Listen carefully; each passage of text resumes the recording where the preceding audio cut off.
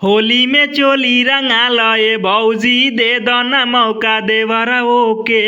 होली में चोली रंगा लए भौजी दे दो ना मौका देवरा ओके।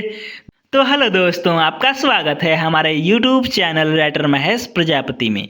तो दोस्तों, आज हम एक न्यू ट्रैक होली सॉन्ग लेकर आए हैं जो काफ़ी अच्छा मैटर है, मार्केट में बजने वाला मैटर है, हिट होने वाला मैटर है, डुएट मैटर है, लड़का और लड़की दोनों का मैटर है। जहां पर लड़की लिखा है लड़की का लाइन है, जहां पर लड़का लिखा है लड़के का लाइन है। तो चलिए स्टार्ट करते हैं बिना समय गवाए मुखड़े के साथ। होली में चोली रंगा लए भौजी दे दो ना मौका देवरा ओके। होली में चोली रंगा लए भौजी दे दो ना मौका देवरा ओके। दे दो ना मौका देवरा ओके। दे दो ना मौका देवरा ओके। होली में गाल रंगवा लए भौजी दे दो ना मौका देवरा ओके। सारा रारा होज गिरा सारा रारा भर फागुन भौजी काहे करेलू लीला। अदेवर ओसे अपन रंगाला तू किला बोला हई रे हा। होली में नाच देब लहंगा तू नाया, बाड़ तू देवर बड़ी बेहाया। खेलब ना तोहरा से होली हो, खेलब ना तोहरा से होली हो। अरे मोटा पिचकारी से लागेला डर, रंग देब तू हमार चोली हो।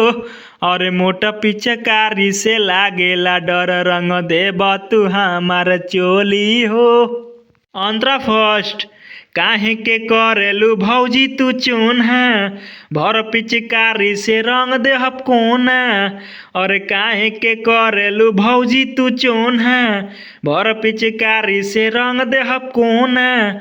लूटे द भौजी लहर ओके, लूटे द भौजी लहर ओके। होली में चोली रंगा लए भौजी दे दो ना मौका देवरा ओके। होली में चोली रंगा लए भौजी दे दो ना मौका देवरा ओके।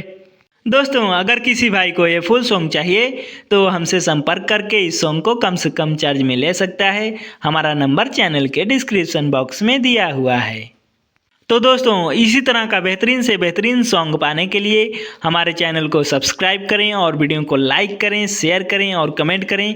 तो चलिए मिलते हैं किसी नेक्स्ट वीडियो में किसी नए ट्रैक के साथ। तब तक के लिए बाय।